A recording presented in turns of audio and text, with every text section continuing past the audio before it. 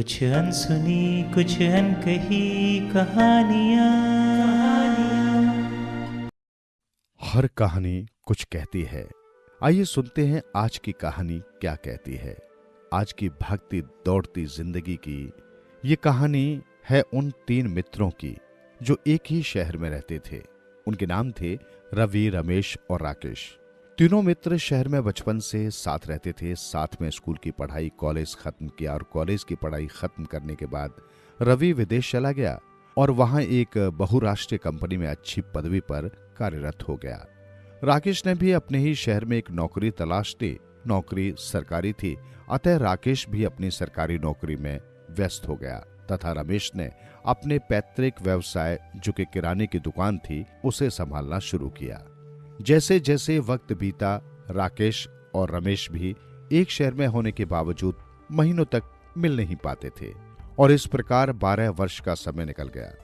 12 वर्ष पश्चात रवि विदेश से अपने शहर लौटा और उस शहर के एक अच्छे होटल में उसने कमरा बुक किया। दिन भर वो अपनी कंपनी के काम में व्यस्त रहा और शाम को जब होटल के कमरे में लौटा तो उसने अपने मित्र राकेश को फोन किया। राकेश ने करीब 2-3 साल बाद रवि की आवाज सुनी और जब उसे पता चला कि रवि उसी शहर में एक होटल में ठहरा हुआ है तो उसने कहा, मैं भी उसी होटल के नजदीक से गुजर रहा हूं, और तुरंत उसने अपनी गाड़ी होटल की ओर मोड़ ली। दोनों मित्र एक दूसरे से वर्षों बाद मिलकर बेहद प्रसन्न हुए। एक दूसरे की खबर पूछी और अपने स्कूल के दिनों को तथा कॉलेज के दिनों को याद करके कभी मुस्कुराते तो कभी उनके नेत्र सजल हो उठते। 2-3 घंटे तक दोनों मित्रों ने खूब बातें की और अपनी स्मृतियों को ताजा किया और फिर अचानक रवि ने कहा कि रमेश के क्या हाल चाल है। इस पर राकेश ने जवाब दिया कि पिछले 6 महीने से मेरी उससे फोन पर बात नहीं हुई है और उसे देखे हुए करीब 1 वर्ष से अधिक समय बीत गया। एक ही शहर में रहने के बावजूद हम दोनों एक दूसरे से नहीं मिल पाते। मैं अपनी नौकरी में व्यस्त रहता हूं और शायद वो अपने पैतृक व्यवसाय में व्यस्त है। राकेश ने कहा, मैं अभी उसे फोन करके यहां बुला लेता हूं, तुमसे मिलकर वो भी गदगद हो जाएगा। लेकिन रवि ने कहा, क्यों ना उसकी दुकान पर चढ़ के उसे आश्चर्यचकित किया जाए। मुझे विश्वास है जब वो हम दोनों को एक साथ देखेगा तो उसके आनंद का ठिकाना न रहेगा। दोनों मित्र अपने तीसरे मित्र रमेश को मिलने के लिए उसकी दुकान की ओर चल पड़े। दुकान कुछ 1-2 किलोमीटर ही दूर थी। जब दुकान पर पहुंचे तो देखा कि एक 8-10 साल का बच्चा वहां बैठा है और उन दोनों को देखकर बच्चा कहता है कि आपको कुछ खरीदना है। राकेश ने कहा, रवि, ये रमेश का बेटा है और इसका नाम सोनू है।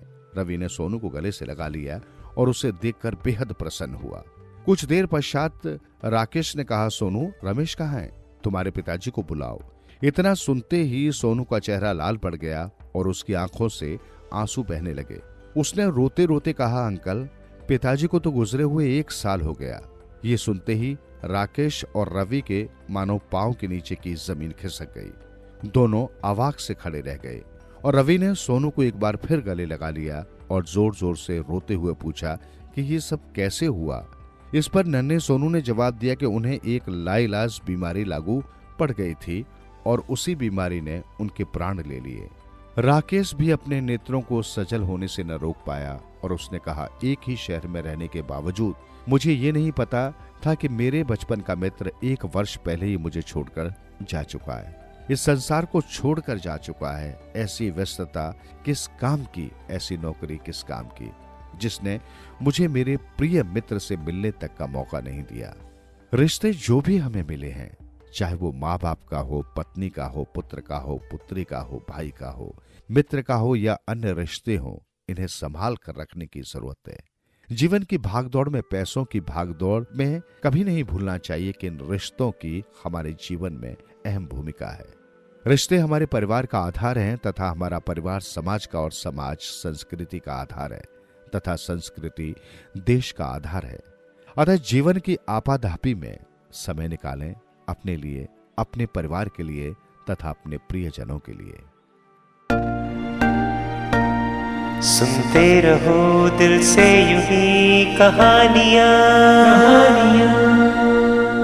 कहानियाँ आपकी, हमारी और सबकी, जो दिलों को छू लेती है, सुनते रहें। कहानियाँ।